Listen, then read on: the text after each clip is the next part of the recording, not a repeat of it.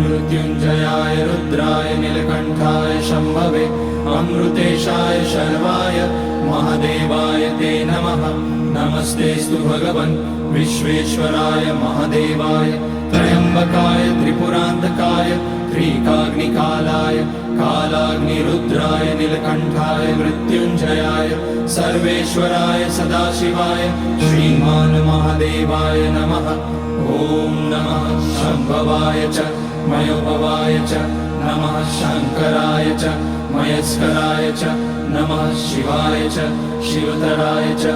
ॐ त्र्यम्बकं यजामहे सुगन्धिं पुष्टिवर्धनम् उर्वारुकमिव बन्धनान् मृत्योर्मुक्ष्यमामृतात्। नागेन्द्रहाराय त्रिलोचनाय भस्माङ्गराय महेश्वराय नित्याय शुद्धाय दिगम्बराय